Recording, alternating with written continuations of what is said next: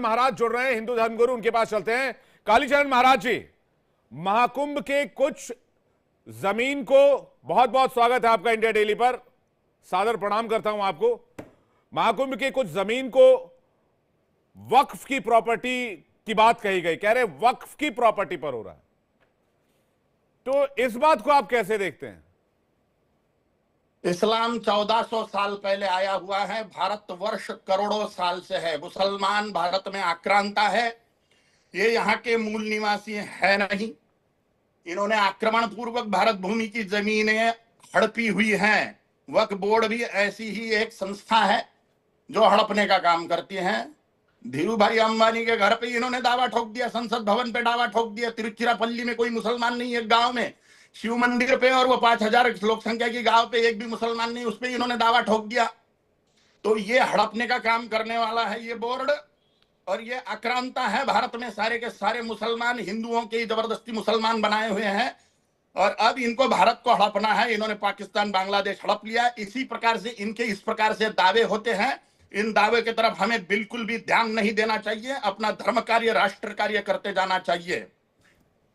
जी, योगी आदित्यनाथ जी ने एक प्रोग्राम में कहा, उत्तर प्रदेश के माननीय सीएम ने, कि वक्फ बोर्ड नहीं, ऐसा लगता है भूमाफियाओं का बोर्ड बन गया हो। निस्संशय निस्संशय ये माफिया लोग ही हैं, और ये भारत को पूरी तरह से इस्लामिक बनाना चाहते हैं, गजवाए हिंद करना चाहते हैं, भारत में शरिया कानून लागू करना चाहते हैं।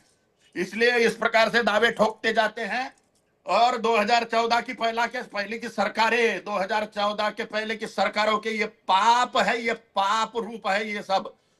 तो इन्होंने ये पाप कर्म करके रखा है, अभी हिंदुओं को खामियाजा भुगतना पड़ रहा है। किस तरह के पाप कर्म, किस ओर इशारा करना चाह रहे हैं आप? ये बोर्ड ही पाप है एक प्रकार का, कांग्रेसी सरकार का।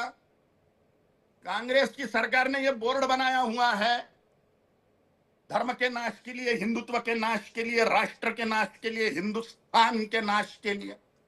ये इनका पाप है जो भुगतना पड़ रहा है हिंदुओं को।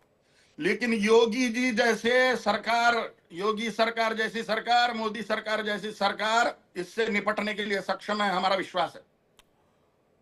एक सवाल यह भी आपसे कि जरा दर्शकों को बताइए, जो लोग आपको देख रहे हैं इस वक्त, जो लोग आपको सुन रहे हैं इस वक्त, महाकुंभ की शुरुआत कब कैसे हुई थी और क्यों इसको वक्त से जोड़ा गया? कहां से हुई इसका कोई भी आप छोर नहीं देख सकते, क्योंकि सनातन धर्म सनातन है। सनातन शब्द का अर्थ ही है जो था, है और रहेगा। इसका कोई आदि नहीं, इसका कोई अंत नहीं। ये जब से सृष्टि बनी हुई है तब से शुरू है, और तब तक के शुरू रहेगा जब तक के सृष्टि चलती रहेगी। ये जगत चलता रहेगा, ये ब्रह्मांड यूनिवर्स चलता रहेगा। ब्रह्मांड की उत्पत्ति के साथ में ही सनातन संस्कृति, सनातन देव संस्कृति, सनातन धर्म संस्कृति, हिंदू संस्कृति का उदय हुआ है।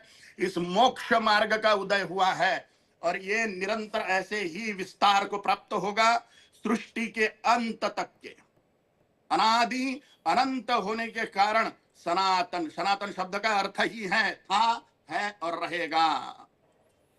नहीं, लेकिन जिस तरह से आकार छोटा होता है, अगर आप देखेंगे, आपने जैसा कि कहा कि भाई आपने पाकिस्तान बंटवा लिया, बांग्लादेश बंटवा लिया, पहले अफगानिस्तान तक, हिंदू कुश पर्वत तक भारत का हिस्सा हुआ करता था, ताजिकिस्तान के इलाके तक भारत हुआ करता था, फिर आप इधर नीचे बांग्लादेश देख लीजिए। तो ये जो हिस्से बंटते चले गए, तो आप ये कह रहे हैं ये प्रोसेस यही है, और ये भारत गजवाए हिंद की प्रोसेस है, गजवाए हिंद की प्रोसेस है, जिसमें लोक संख्या बढ़ाओ और अलग देश मांगो, लोक संख्या बढ़ाओ और अलग देश मांगो। हमारे सामने की घटना है। पहले तो ईरान, इराक, अफगानिस्तान, पाकिस्तान, बांग्लादेश ब्रह्मदेश हो गया। इसमें से पाकिस्तान, बांग्लादेश हमारे आंखों के सामने की घटना है। अब कश्मीर मांगने लग गए थे, अभी केरल टूटने की कगार पे है, पश्चिम बंगाल टूटने की कगार पे है। ये गजवाए हिंद की प्रोसेस है। लोक संख्या बढ़ाओ और देश अलग मांगो। ये मुसलमान लोग जो है, ये वक्फ बोर्ड के लोग जो है, ये देशद्रोही लोग हैं, जो देश के टुकड़े कर रहे हैं। जो देश को तोड़ता है वो देशद्रोही होता है। ये काम ही देशद्रोही है जो इन्होंने देश के टुकड़े करे। हिंदुओं को सावधान होना चाहिए, और हिंदुत्व की और राष्ट्र की सुरक्षा के लिए निरंतर प्रयत्नशील होना चाहिए। वोटर बैंक बनना चाहिए हिंदुवादी, जिससे योगी जैसे राजा बार बार सत्ता में बैठे।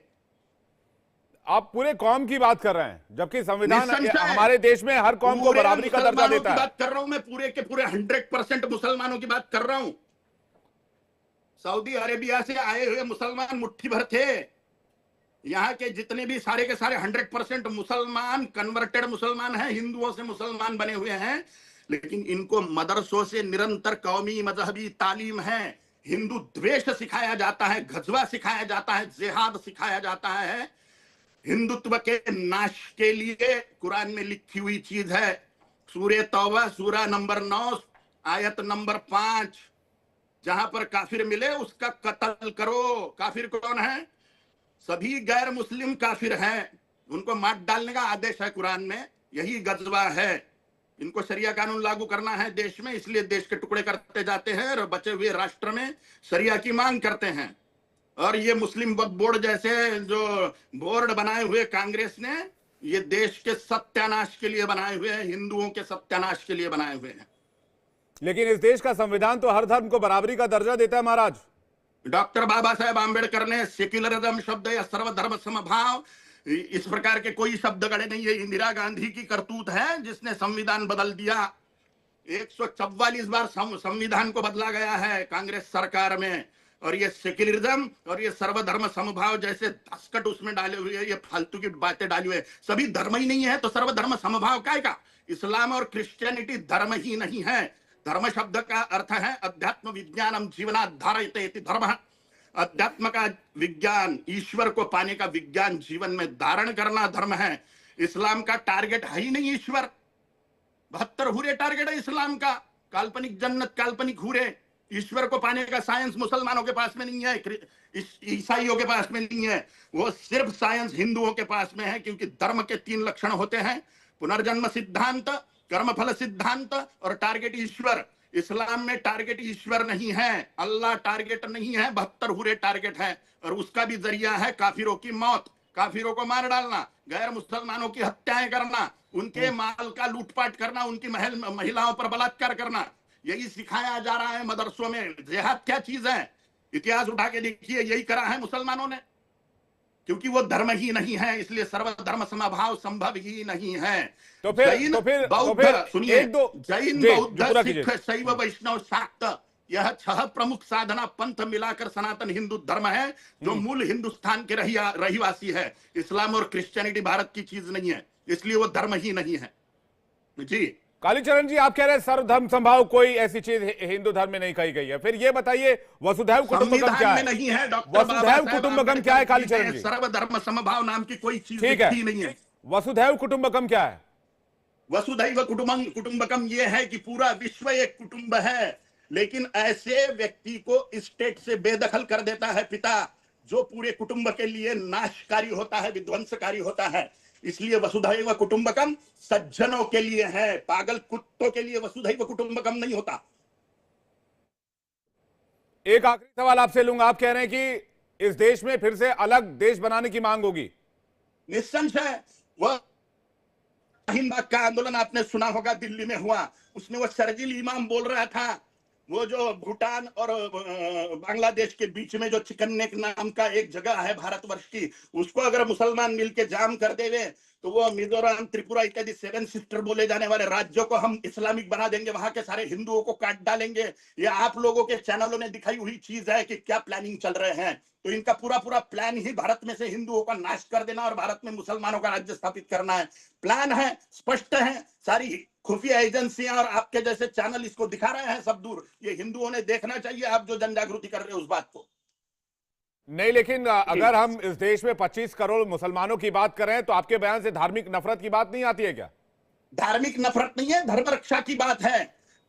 मैं मुसलमानों से उतना ही प्रेम करता हूं जितना हिंदुओं से पाकिस्तान में मुसलमान प्यार करता है। बांग्लादेश में मुसलमान हिंदुओं से जितना प्यार करता है, उतना ही प्यार मैं मुसलमानों से भारत में करता हूं। तो मैं तो समान प्रेम कर रहा हूं उनके जितना ही। नफरत तो वो फैला रहे हैं, उनकी पुस्तकें नफरत फैला रही है। काफिर जहां पर मिले उसका कत्ल करो, सूरे तौबा सूरा नंबर 9 आयत नंबर 5। और असली मुसलमान वो है जो कुरान को फॉलो करता है, और मुसलमान कुरान को फॉलो करते हैं, इसलिए काफिरों के मर्डर के प्रयास होते हैं। काफिर कौन है? जो मुसलमान नहीं, वो सबके सब काफिर हैं। तो आप ये कह रहे हैं सबको मार डालना चाहते हैं? निस्संशय। असली मुसलमान कुरान फॉलो करेगा, तो कुरान की ऑर्डर है, काफिर जहां पर मिले उसका कत्ल करो, जी। काफिर मानेगा आप मुसलमान। ठीक है कालीचरण जी, शुक्रिया आपका हमारे साथ जुड़ने के लिए और अपना कीमती वक्त देने के लिए बहुत बहुत धन्यवाद। आप हमारे साथ जुड़े। मैं सीधा सवाल बिलाल खान के पास जा रहा हूं और नाज़रीन